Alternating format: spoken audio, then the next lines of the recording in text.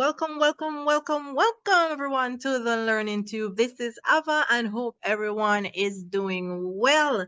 Here I am in the Learning Tube Facebook group. If there's anyone that's not in the group, let me share the link so that you can join. The more the merrier, right? We love to have everyone in the group and you can post anything in there that you want us to help you with, or if you just want to tell us something that you're doing, join the Learning Tube group. So hope everyone is doing well. See that you've dropped in the chat where you're joining us from. So we love to know that, we have people all over the world here in this one area, all ready to learn new things that can help them in their business, daily life, just learning in general. So that's the kind of session we're going to have today. All right. So I'm sure you got the reminders in the group letting you know what today's session is about. Now we know that the internet is filled with millions, billions, dare I say, trillions of websites that are out there that do so many different things that can help us in things that we need to get done in our business or just to know generally that will help us. So that's what we're going to be looking on today. Discover websites you may not have known about. Now, bear in mind, some of these you may know, but pretend that you're seeing it for the first time, right? So we're just going to jump right into the meat of the matter for today's session. Now, the first website I'm going to be looking on is very interesting. Not sure how we're pronouncing this word here, but basically this website is to check any email that you have to see if any sites that are linked to this email, if there have been any breaches. Now, not to say how accurate this is or not, but take it at face value, double check and see what's going on if need be. All right, so I'm going to drop my email address in there just to be an idea of what I'm talking about. Now, don't send me any emails. Just kidding. All right, so you drop in your email address, and then if the site link to that email, if anything has happened with that site, it's going to say here, oh no, pond, basically. And it says 3 data breaches, etc., blah, blah, blah. And it's saying that, okay, these are the websites linked to that email that may have had some breaches. So we know Canva, and it's discussing what happened. So in May 2019, the graphic design tool website Canva suffered a data breach that impacted 137 million subscribers. The data exposed, the exposed data included email address and all those stuff. So it tells you what the breach may have been. So you may be wondering, like, what do I do if I see a breach of such for any website that my email is attached to? So one, you can sign up with a different email or simply just change your password if you're concerned based on what they say the breach was or anything concerning the breach. All right. So that's just a nice way to be able to check and see like what's going on. We know that breaches happen all the time. I'm sure sometimes you may get emails from your websites that you have signed up with and say, hey, there was a breach here, a breach there, and such. And then sometimes persons don't even know what to do. Sometimes they instruct you and say, hey, change your password.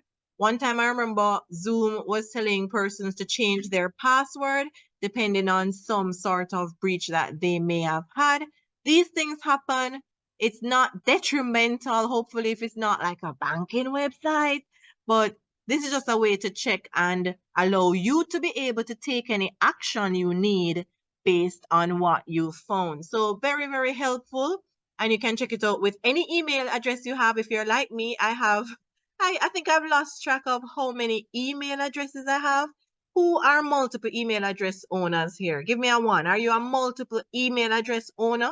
I hope you're not one of those email address owners that you're using different email addresses to sign up for different things and you have no idea what email address you use for what application. Try not to be one of those. All right, so you're like me, multiple. I've lost track. I have Yahoo, I have Google, and there's another one that I'm going to show you later down in today's session that you can use to create multiple email addresses. All right. So, all right. So we see a lot of multiple email addresses. So check it out. See if there's any website that had any breaches associated with their email and act accordingly. All right. So quick and easy. jumping into today's session for those just joining, discover websites that you may not have known about. Some of them you may, some of them you may not. All right. So diving into the next one.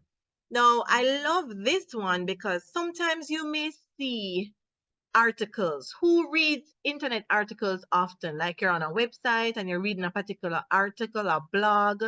Where are my blog readers? You have your favorite blog that you go on and you read the info. Sometimes you're doing research and you're on varying websites and you want to gather the information in a nice, easy to understand fashion. Yes, my blog, my researchers. So put a B if you're a blog reader, or an R, you're a researcher. So R for the researchers, or B for just going around reading blogs and such.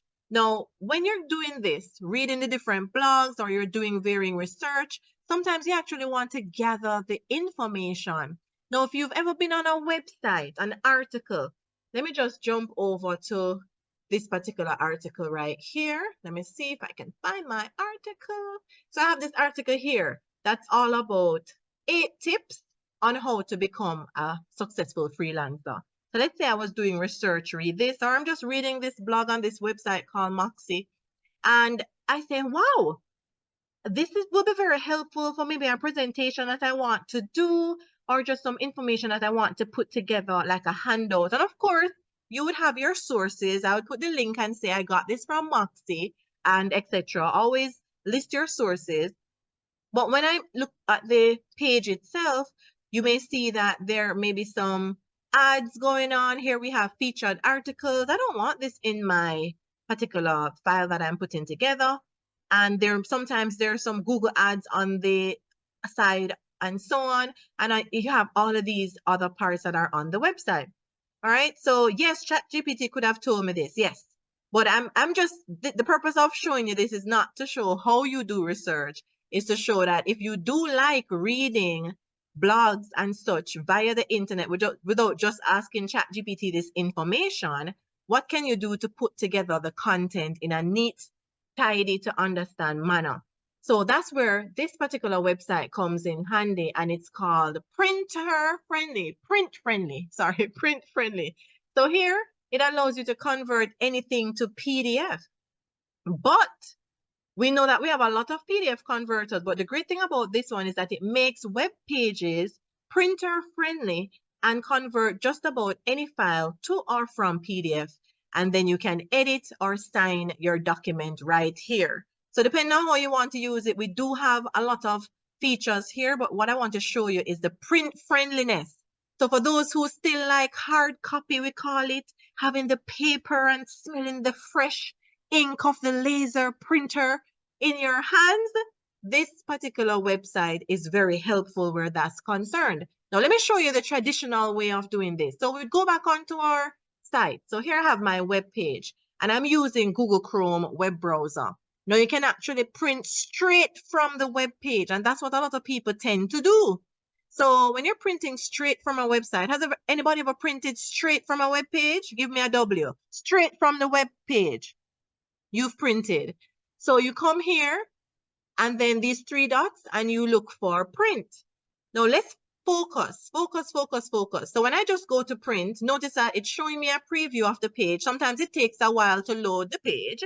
So it's showing me a preview of the page, and look how many pages it says. 8 pages it's gonna print. 8 pages. So look through. Right here it's talking about you have these different, it's including the menu option here. We have the article, scroll down. This is what it looks like, the actual print area that will happen for this particular page. You see all of these things? 8 pages. Now note that we have save as PDF. So this option is here. So you'll be able to save it as a PDF on your computer, but it will still save and look like this. So note, 8 pages when we're going through our regular Google. Now look what it looks like when we use print friendly. So I'm going to come back over here to print friendly, and I'm going to go to my article and I'm going to copy the URL, come back to print friendly. I'm going to paste it right here.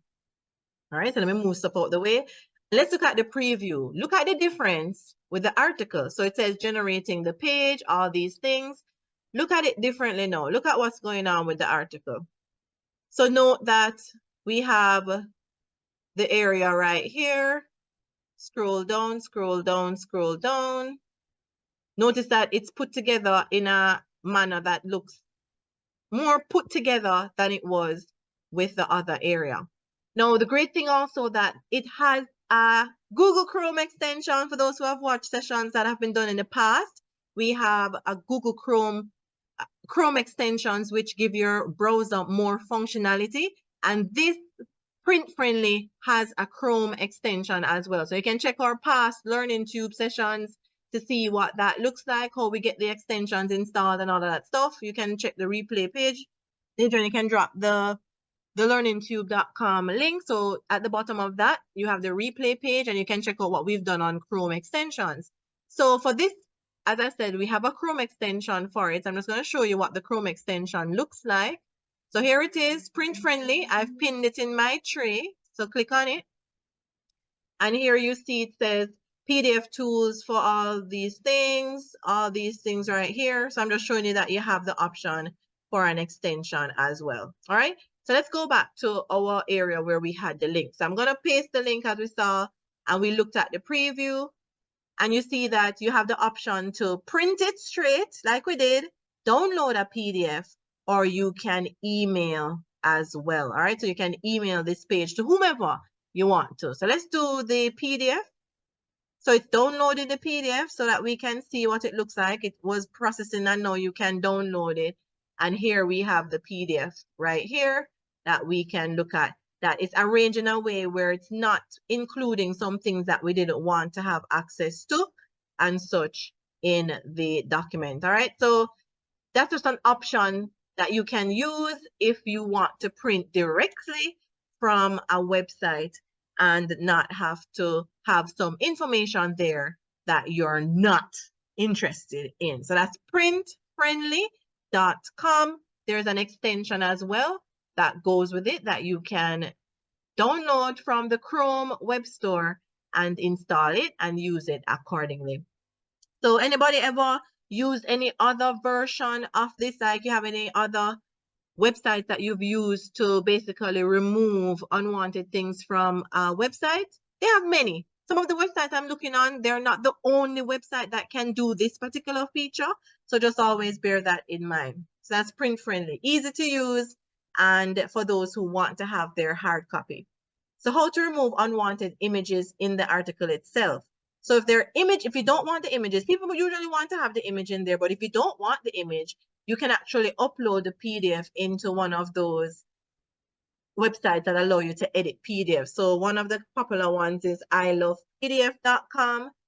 So you can put it in there where you can edit an PDF and remove what you want from it. Canva itself can allow you to remove images or whatever you want from a PDF. So I would suggest Canva. Let me look for the Canva link so I can share it. I find that Canva is very, very, very efficient with removing things. So I'm going to say, look for edit PDF in Canva. I'm going to share that link with you so you can explore it. You can upload the link to Canva and you're able to edit the PDF easily in Canva. All right, so let me share this link with you. Free online PDF editor that Canva has. Okay, so you can upload it there. All right, so edit PDF in Canva. That's if you want to be able to do that. So check out the Print Friendly website that you can use to remove those things. All right. Now, this has happened. When did it happen? Was it last week? I think it was week before last that a popular website that we all use, well, most of us use, well, we should all use once you're in this program too, Facebook was down. Who experienced that? Facebook being down. We know that it happened before that, but the most recent one I have in mind is week before last. Remember Facebook being down? And people were trying to click on Facebook and it was, first of all, for those who keep their websites logged in, when you clicked on Facebook, it logged you out. You're saying like, what's going on? And then when you tried to log back in, what happened? For those who experienced that week before last, what happened when you tried to log back in? What happened to me was that it told me that my password was incorrect. And I'm saying, don't I remember my password? What's going on? So yes, it was asking to put in a new password and all sorts of stuff. That it lasted, I think, for about maybe half an hour, if so long. It maybe lasted about 30 minutes. If you're an avid Facebook user, you'd have noticed that it happened. It went as quickly as it happened, which was great because, at least we didn't have to not do without it for a while. Now, sometimes if you are having this happen, we don't know if it's on our end or if it's on a larger scale. So there are websites that allow you to be able to check to see if a website is down. And this is one of them. We have Down Detector. I mean, they couldn't have come up with a better name than Down Detector, right? We have Deidre sharing these links in the chat if you want to grab them now. But we will share them as well with the replay. But for those who want to just dive in and test it out before the replay is available, which is usually within 24 hours, we are including the links in the chat for you. So Down Detector, how in the world does this work? So you see here it says real-time problem and outage monitoring. So we tell you when your favorite services are down or having problems. So this can be for regular websites that we use and such. And you can check if they're down and it will let you know if it's down or not. All right. So let's jump in. Let's put in a particular, I just right here for testing wise, I just put Facebook in there to see what it would do. And such. All right, so let's go back here. Let me make sure that it's doing what it should. Okay, let me do a reload of the page. So what service are you having problems with? So I just put in Facebook. Make sure I'm doing this correctly. And here we see Facebook. So it's putting things that it may see Facebook attached to, but Facebook is what you want. So you click on this particular link right here. And then what it would do now, it would tell you if there's a problem. So here it says, user reports indicate no current problems at Facebook. And then it's telling you what Facebook is. And here it's allowing you now to do some kind of feedback if you chose to. And here it's showing you that Facebook outages reported in the last 24 hours. So apparently it's tracking some statistics based on what persons have searched for. And it says this chart shows a view of problems reports submitted in the past 24 hours. Look how many people reporting that their Facebook was down compared to the typical volume of reports by the time of day. All right. So very good to use if you're not sure. Sometimes things are just down for yourself, and like on the team, sometimes if I have a problem with a particular website, I may message Lorette and say, hey, Lorette, is the website working for you? And she says yes, and I say, oh, okay, that sounds like it's on my end.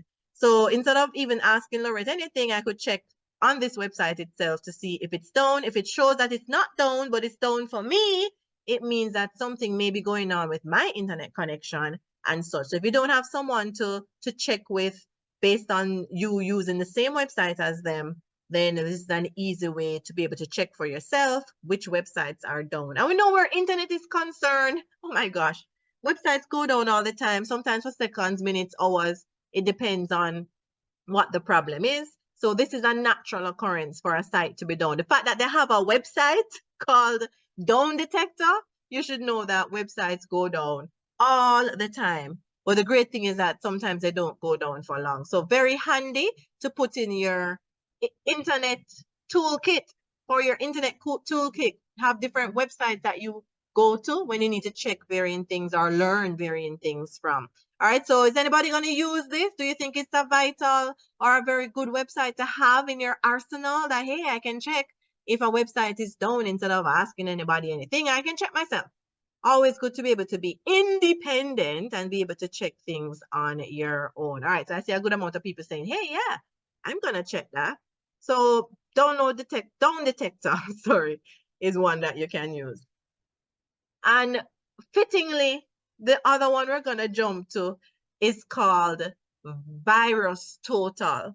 Now, I mean, as we said, from you are on the internet, you are open to viruses. Yes, yes, you are. It's an infected world out there on the internet, and you're downloading files from the internet and so on. So you have to make sure, and of course, people share files with you via any external storage and such. So you have to make sure that your files are clean.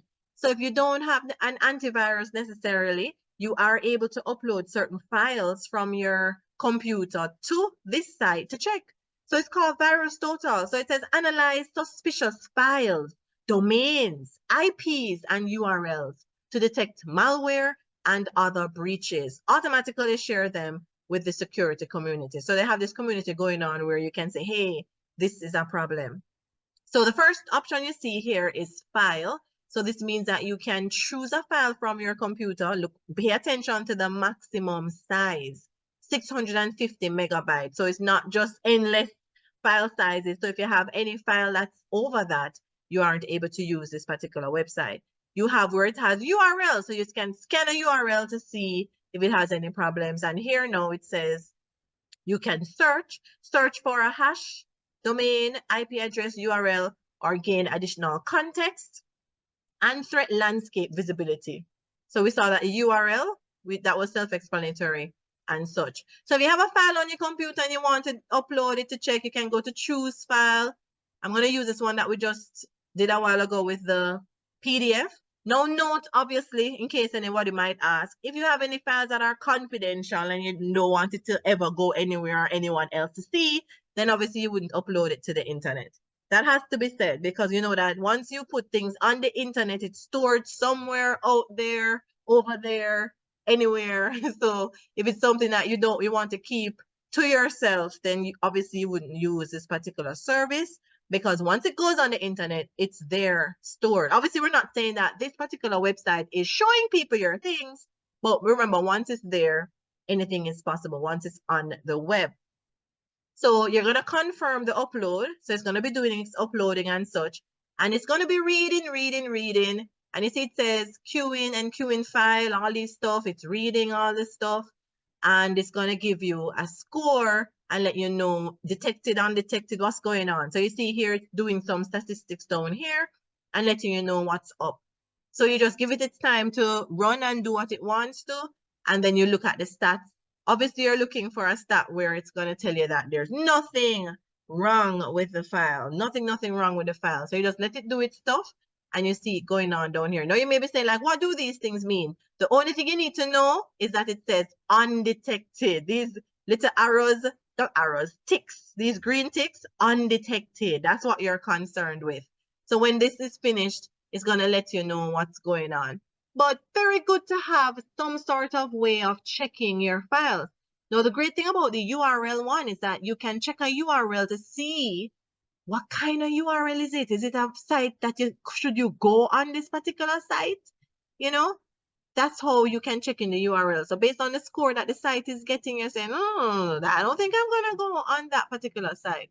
Now, the links that we're sharing, you're going to get the links via the replay.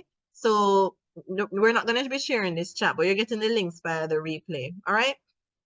So you just make it run and do its course. Each file will differ based on the length of the file. So always bear that in mind. So we're going to come back to this if it doesn't finish during what I'm doing right here. Yes, it's free. It's free. So here it says no security vendors, no sandboxes flagged this file as malicious. All right. So we see that it's good. We see undetected. That's what you're concerned about. And it's gotten the green tick based on what it was looking for. All right. So Virus Total, check it out. Check certain websites before you actually use them. I can just remove this part here and just press enter again to get a fresh page. I can put in a URL for it to scan. Let's scan Yahoo. Why not? Scan yahoo.com just to see what it's saying and see what goes on. All right, so I just press enter there and it says no security vendors flag this. All right, so you can check any website that you want. And of course, once it's green, everything is good. That's what you want to see. Please, disclaimer, you know, we always have to do the disclaimer. This may not be 100% as with any tool. So always use your own caution when you are going onto sites that you're not familiar with. All right. So always be careful where that is concerned. But it's a good handy tool to have readily available if you need to be checking if things have viruses or not. All right, so what do you think about that? VirusTotal, easy to use, handy dandy. Are you gonna add it to your toolkit? Yes, no, a Y or an N? All right. No, I'm gonna have a little fun. Now, back in the day, yes, ma'am, back in the day, I learned how to type. In my high school, typing was a part of the curriculum. Now, back in the day, I was saying like, why are we learning to type? And when I say type, I don't mean that you're looking on the keyboard and using like your index finger and 1, 2, 3, 4, you're just pressing. I'm talking about touch typing, meaning that the keyboard is in your head. You have something called the home keys, and the home keys are ASDF, JKL semicolon, and that's based on your right and left and your right hand. So your pinky finger would be on the letter A. Your, what you call that now? Your ring finger would be on the letter S. Your middle finger will be on the letter D, and your index finger would be on the letter F. The thumb was reserved for the space bar. And for your right hand, the index finger would be on the J, next finger K, L, semicolon, all right? So yes, that's based on the QWERTY keyboard. Very good, Janet. So you're saying like, why do we need to know how to type? No, guess what? For me, I can only speak for myself. That's the best skill I learned in high school based on my profession, because I was an information technology teacher for many years and I typed daily. I was on the computer daily. So it didn't take me long to type anything that I needed to. Some of you may be saying, I mean, how fast do you need to type? For me, I didn't want to be using my one finger, punching with my one finger and such. So learning to type really helped me in knowing my job as an online freelancer. I mean, it's like vital to me. I don't know what I would do if I'd have to be looking on the computer and pressing one to like T, then look for the H, then look for the E. Oh my gosh, that would be crazy. Now, some people say, oh, but it's too late for me. Can I do it too? Can I learn to type? Of course. Do you necessarily have to be like typing like 60, 70, 80 words per minute? Of course not. But once you're 50 and above, that's good. How do you get to do that? It will take practice. Is it something that's good? Is it a skill that's good to have? I think so, depending on the type of task that you perform. I think it's a vital skill once you're somebody that uses the computer daily to create documents or anything like that. All right. So I have this particular website that I found very fun. It's always good to have fun when you're learning, right? Fun. Now you can create an account if you want. It's free to sign up, but you can also use it without an account. So you see here it has different things. It has lessons that you can do. Now the lessons obviously are going to be varying levels, beginner, intermediate, advanced. Here you have digital literacy, tech readiness, all this other stuff. Of course, you can't fool around, play around with it. You can't break it. As simple as this one I was in here, you can click start. I'm just showing you one of the plain ones. You can skip this video if you don't want to read it. Not read it, obviously. Watch it. You can skip the video. And here now it's saying howdy. It's from the south, apparently. Move your right index finger up to the U key. So, remember I told you about the home keys? So you will always keep your fingers on the ASDF. Your left hand and your right hand will always stay on the JKL semicolon. Those are your home keys. You move up and down accordingly, but always keep your hands there. That's how you know where to find the varying letters. No, I'm not trying to do a typing class, but I'm just saying, listen, it's good to know how to touch type. But let me have some fun now. But let me just type the letter U so that you see what's happening here. So I'm typing U. Let me, oops, I was in the wrong area. All right, so I'm typing U. Why is it not typing the U? So I'm typing U, okay, and it says you found it. Then you press enter, you get the drift. Now it wants you to go through these drills. So these lessons are like drills. So basically you're typing the same kind of letters over and over on either hand just to get the hang of it. So U, U, U, J, U, U, U, J. As simple as that. U, U, J, J. U, U, J, J. You might say, oh my God, this is so boring. U, J, space. U, U, space. J, U, right? Not a score. Basically, they run you through those drills and you get in the practice of typing those things, and then it becomes part of you. I was wondering when I just learned to type, I'm saying, how am I going to commit this to memory? It's impossible. When the teacher said, listen, you're going to learn to type and not look on the keyboard, I was laughing, and I'm saying, who can type without looking on the keyboard? She's crazy. And lo and behold, with practice, made perfect. And back in my day, for those who, I'm going to tell my age, but for those who know about what we call a manual typewriter, you know, those manual typewriters.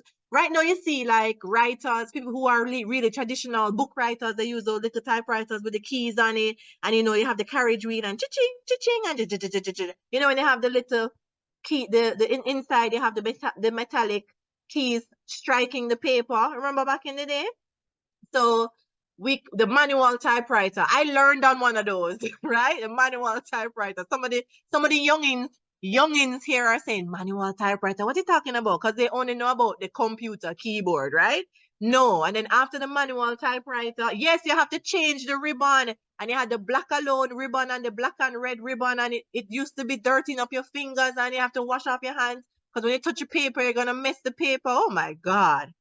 Phew, it was a and remember correction tape? That's what was for the electric typewriter. Electric typewriter had the correction tape. So we moved up to the electric typewriter, which was similar to the keyboard now. So back in the day with the manual typewriter, remember that eraser that you had, that it was like a little rough on the edge, like a pencil eraser, and you had to use that to rub out any error, right? Back in the day, anybody who remembers that. All right. So yes, and the little brush on the end. People are saying, what are you guys talking about? Yeah. These were those people who actually typed. And then of course you had the electric typewriter now, which if you made any mistake, it had like a correction tape, which is like actual sticky tape, you know, like the Scotch tape, and it would press on the letter on the paper and lift off the letter. So, you know, we got more technology. And now, of course, we have the keyboard and the backspace and the delete button, which, I mean, it's so easy. So, you know, we progress with technology. That's why when people say, oh, AI, this and AI, that is taking over the world and, you know, all of these things, look where we're coming from typing.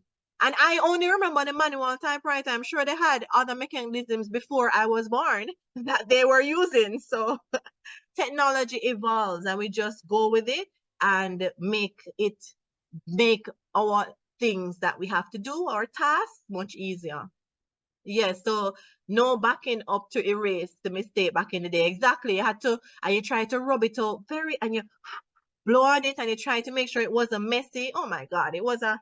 Anyway, let me show you some fun on this now before we move on to the next tool. So there are some games. So you see, after your practice now, and you know you're trying to say, hey, how fast can I type? What am I doing? Am I learning everything I need to? Can I move fast? I love this little racing game here. It's called Nitro Type. And who knows Nitro? Nitro means that you're well fast, you know, Nitro. So click on go to nitro.com and it's going to take you to another website. You don't have to log in. You can just say play now, like, hey, play now. So it's going to load up the game and put your on. See all of the cards here coming up and this is me. It says you, me. So I have to type all of this. Ready, ready, ready. All right, I'm going to read it out. So the quick, oh no, I'm behind. Quick, face, brown. Oh, I'm so nervous. Oh my gosh. Fox, I think I have to do this over. Jump over the lazy dog. Full stop. I won. Oh my gosh. I won it. Oh my gosh. All right, so some people say they're not hearing me. You may not have heard me over the sound on the thing itself. Did you hear me too? Did you hear me? I'm not sure. So that's fun. And of course, if you're signed up to the site itself, let me go back. Sorry about that. If you're signed up to the site itself, you'll be able to see your score and all of that. But yes, I found it so fun. You can play again if you want to. It's so much fun, right? Let me just show again. Quick. Just to be there in the yellow. All right? So big, quick, brown, whoops, fox jumps over the lazy dog. And you see it shows you your typing speed right there. So I did it 54 words per minute. 54 words per minute. All right. So it's nice. It's fun. A fun way to learn. So check it out. Deidre, drop the link there in the chat. They have different games that you can try. you know, games allow you to learn things in a fun way. So when you're going through the drills, it's kind of boring. You're saying, okay, why do I have to press J so many times with one finger? Why do I have to, you know what I'm saying? But it's practice, it's training your, just like how you can train the AI to do what you want, you're training your finger and your brain to register how you need to. So even with technology, we still have, yes, right, the lazy fox.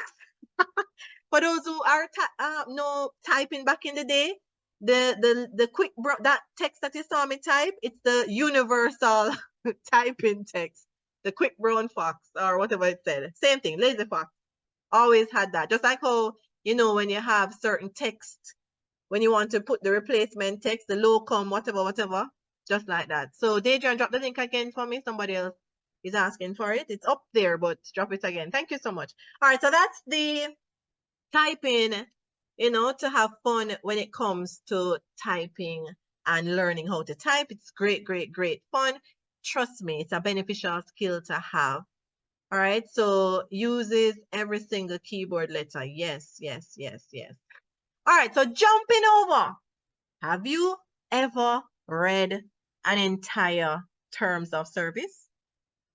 Give me a T in the chat. Who has ever read an entire terms of service? Now, if you don't know what terms of service are, they are usually rules and regulations that you need to check that, yes, I've read it, in order to move on and complete your sign up.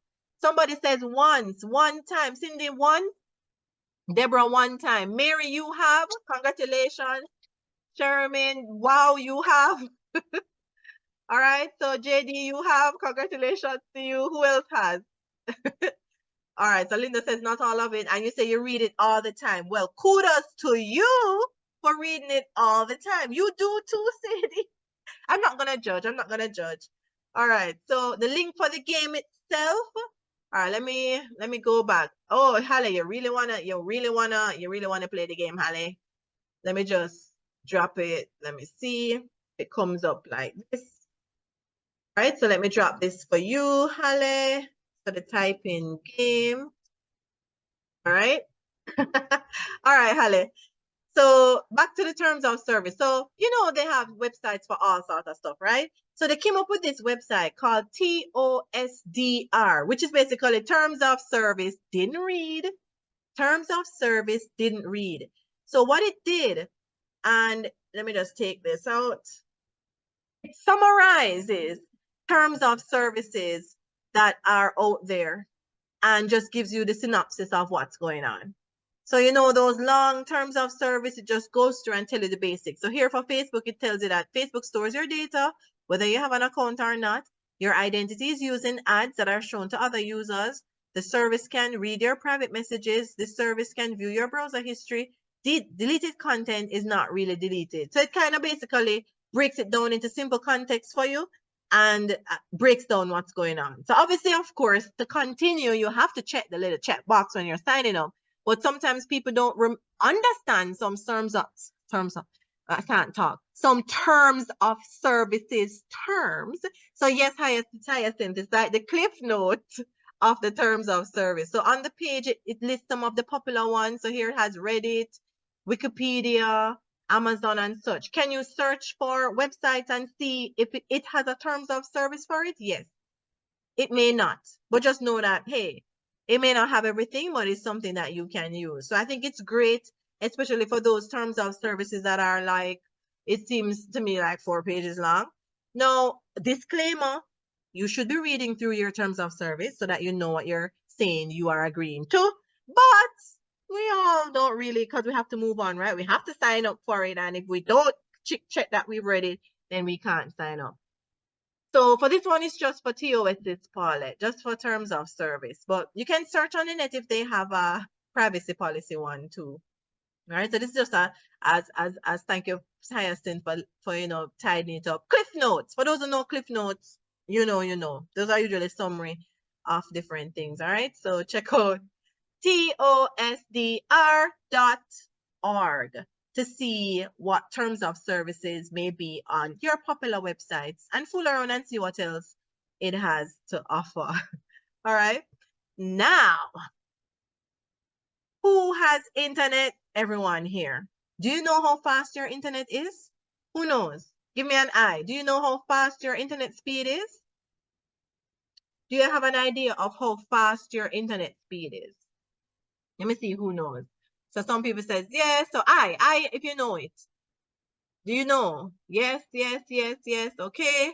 All right. So, but some people don't. Now, usually, sometimes with your service provider, they may provide you with a link to check your internet speed because based on, well, I assume this is everywhere, regardless of your country. You can buy a package based on the speed, yes? Usually you can buy a package based on the varying speed, or I should say subscribe to a package based on varying speeds. So let's say you signed up for a package where your internet speed is 70, let me go here. Let me just jump over here. 70 Mbps per minute, right? You can sign up for a package that's lower or higher or such. Now, what is Mbps? If you're not sure of any abbreviation, that's Google or ChatGPT, as we know. Here, megabits per second, all right? Megabits per second. So some people don't know what certain abbreviations stand for, so you can just check on that. Now let's go back here. It's called fast.com, right? All you do, type this in your browser, and I'm going to do a reload because obviously I tested it already. So it says for me now, right now, mine is going on to 72 Mbps, sorry, megabits per second, all right? So you can use that to check your internet speed. Now, why would you want to check your internet speed? One, to make sure that, hey, you're getting what you're paying for. And two, sometimes if your internet is moving really, really slowly and all this is happening and you're saying what's going on, you can check to see how your speed is. So if your speed is having issues, then you can call your service provider and say, hey, I just checked my internet speed and I'm getting 40 Mbps or 20 Mbps and I should be getting 60. Can you check and tell me if something is wrong or something like that? All right. So it's handy dandy, especially all of us here, I'm assuming, we work or use the internet daily. So you need to make sure that you're getting the speeds that you need to. Speed controls how fast a page loads and how you have your download speed and stuff like that. So be aware of what's happening where your speed is concerned. So it's just a handy dandy, very self-explanatory, fast.com to be able to check your internet speed. All right. As I said, there are many different websites that do the same thing. So I'm just showing you this particular one, but you can have many others. Now I see Anna Marie, you put 15. 15 is very slow, but it may be the speed that you signed up for. So I'm not sure what you signed up for with your company. So if that's what you signed up for, then you're getting the speed you should. But if it wasn't, you would have to check and see what the issue may be if you're to be getting faster than that. All right. So check it out. So Patty, yours is 220. All right. And of course, note that if that's what you signed up for. All right. So, and that's very fast, of course. 220 is very fast. All right. So check out your internet speed by fast.com. Now, the last tool that we're going to be looking on today, I love this tool. And the reason I love this tool is that sometimes I need to sign up to multiple websites and I don't want to use my regular email address.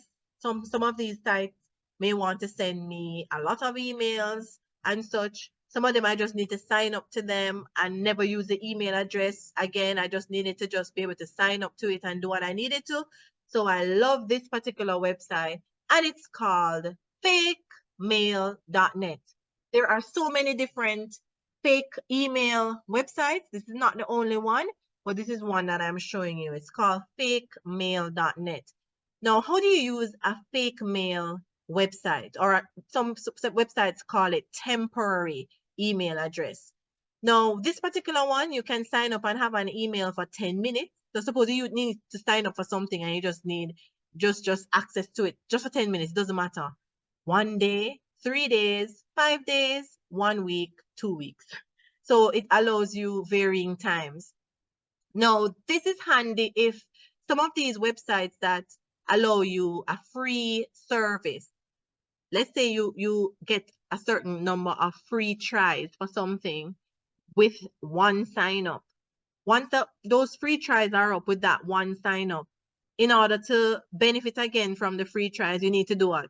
Sign up again. And you say, oh my gosh, I need another email address. Are you going to create another email address just for that? No, you create a fake email address and use that to sign up for the particular service and get use of the free whatever they're offering you again. All right.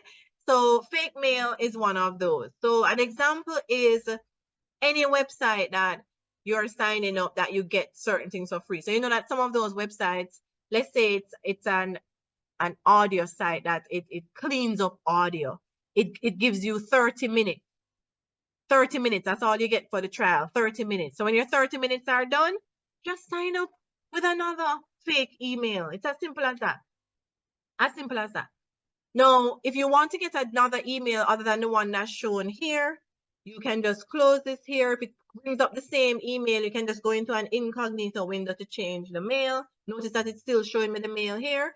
I can go somewhere else and get the mail, or you can refresh to get a new email. All right, so I'm clicking the refresh button, or if refresh isn't working fast enough for you, you can actually delete it and come up with another mail.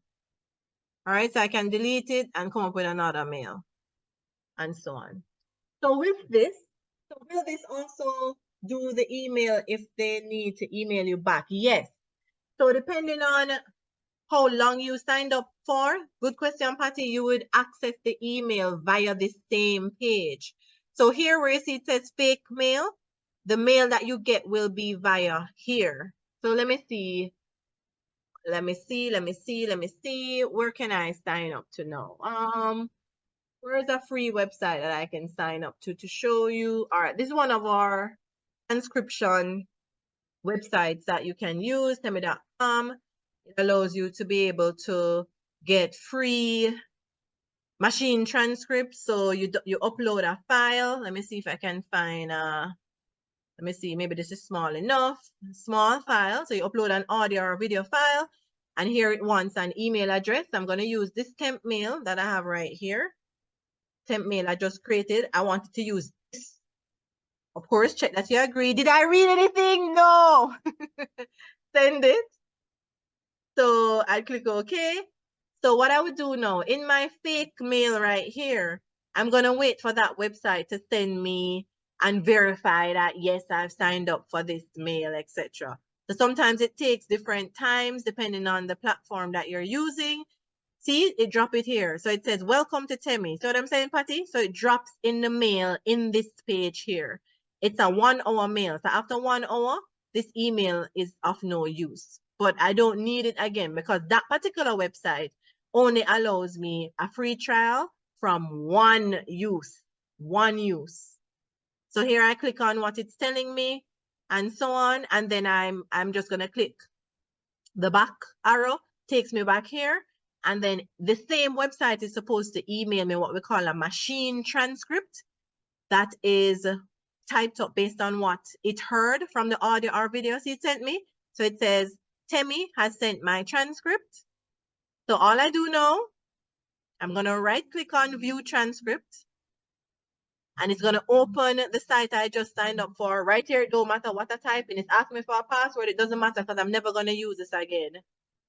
And then it's showing me my machine transcript, blah, blah, blah. All right, so, and so on. Okay, so you can go through the whole process when you're doing your different sites. But yes, the purpose of it is to be able to sign up for a site temporarily, and it sends me the email right here. So is there a way for someone to detect that you're using a fake email and it can block them? No, you do. Thank you, Patty. Very good question. Patty. Paulette, that's a very good question because you do have, and I was going to bring up that, you do have some websites that, not that they're blocking it, but they may not accept the temp email address because some website want to see at gmail.com or at yahoo.com or those kind of emails. But a lot of sites do accept it. So it's not a case of blocking it. It just won't allow you to sign up with that particular email and you just try something else. What if we want to know if someone is trying to get our freebie? Well, that's different. You wouldn't use temp emails for something like that. You wouldn't use temp email for something like that. Can you remind us about what Temi does? Well, Temi.com, the website I was on a while ago, it's a website that produces what we call a machine transcript, meaning a pre-typed version of what the website heard when it listened to the audio or the video file that was uploaded. So it gives you a pre-typed transcript. So you always need to go through and make sure that whatever you got is what was actually said in the audio or the video file. All right, and that takes us to the end of today's session. That was fake mail. Use it accordingly. It may or may not work, but the great thing about these websites, they have many different websites that do the same thing. If you want to try another fake mail, you can just search for temporary email in Google, or even ask ChatGPT, can you recommend some temporary email address websites and such? And you will get a whole host of them. So these were just some websites that I said you may or may not have known about. Many of them exist. It's good to know some of them. Some of them are fun and useful based on what you need to get done in your work. All right, guys. So thank you for joining me live. Remember, this will be posted in the group, the replay, within 24 hours, and it will also be sent via email, and all the links will be included so that you can decide which one of these, if not all, you want to put into your internet arsenal toolkit. All right, guys. Thank you and have a great rest of the day. Bye, guys. Bye.